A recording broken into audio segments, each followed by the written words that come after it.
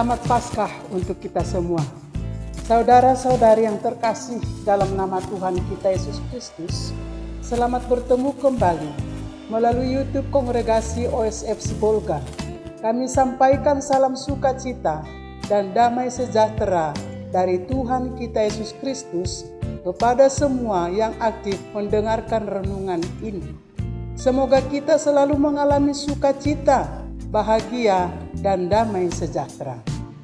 Pada hari Minggu Paskah yang kedua ini, umat Allah merenungkan Injil Yohanes bab 20 ayat 19 sampai 31, yaitu tentang Yesus menampakkan diri kepada murid-muridnya. Berbahagialah yang tidak melihat namun percaya. Saudara-saudari yang terkasih, dalam mengisahkan penampakan Yesus kepada kelompok ke-12 muridnya, dikisahkan demikian. Ketika hari sudah malam pada hari Minggu itu, berkumpullah murid-murid Yesus di suatu tempat dengan pintu-pintu yang terkunci, karena mereka takut kepada orang-orang Yahudi. Pada waktu itu, datanglah Yesus dan berdiri di tengah-tengah mereka dan berkata, "Damai sejahtera bagi kamu." Yesus yang bangkit menunjukkan kepada murid-muridnya tangan dan lambungnya bersama dengan bekas-bekas luka paku dan tombak. Dengan demikian, Yesus menghilangkan segala keraguan akan identitasnya dan memenuhi janjinya yang diucapkan pada perjamuan malam. Kamu sekarang diliputi duka cita, tetapi aku akan melihat kamu lagi dan hatimu akan bergembira, dan tidak ada seorang pun yang dapat merampas kegembiraanmu itu daripadamu. Sekali lagi Yesus mengucap salam, damai sejahtera bagi kamu. Yesus berkata lagi, "Sama seperti Bapa mengutus aku, demikian juga sekarang aku mengutus kamu." Kemudian Yesus mengembusi mereka dengan berkata, "Terimalah Roh Kudus." Saudara-saudari terkasih, salam yang disampaikan Yesus kepada murid-muridnya bukanlah sembarang salam, tetapi mau mengatakan bahwa damai sejahtera itu akan menyertai murid-murid dalam tugas mereka yang akan datang. Tugas yang pertama disampaikan melalui pengutusan. Sama seperti Bapa mengutus aku, demikian juga sekarang aku mengutus kamu.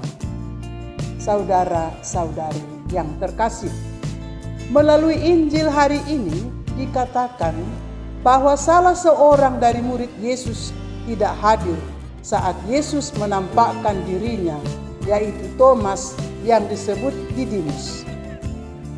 Ia ragu atas kesaksian murid lain yang telah melihat Yesus yang bangkit.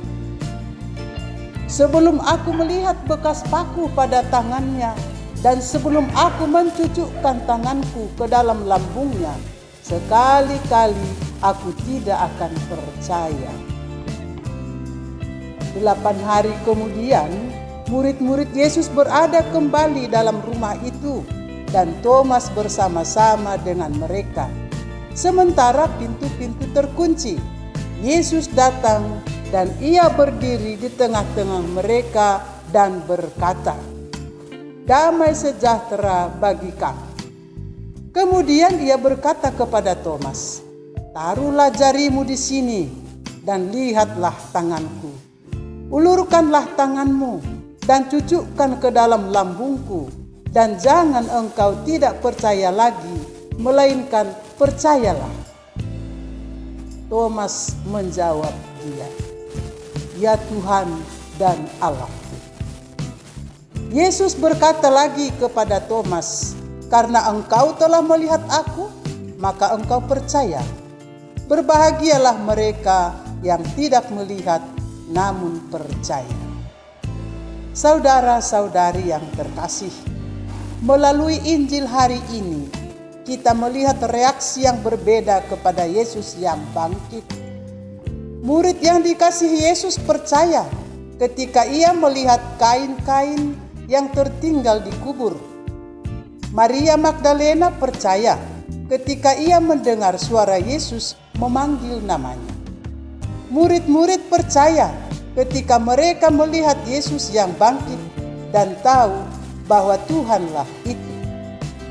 Thomas percaya ketika ditantang oleh Yesus untuk melaksanakan rencananya memeriksa tubuh Yesus. Akan tetapi, ujian terakhir atas iman diberikan kepada orang-orang yang percaya walaupun tidak melihat kain atau kehadiran badannya Yesus. Berbahagialah mereka yang tidak melihat namun percaya. Saudara-saudari yang terkasih, kita dipanggil untuk menjadi duta damai dalam hidup kita. Kita dipanggil untuk menjadi saksi kebangkitan Kristus. Amin. Selamat Paskah, Tuhan memberkati. Shalom.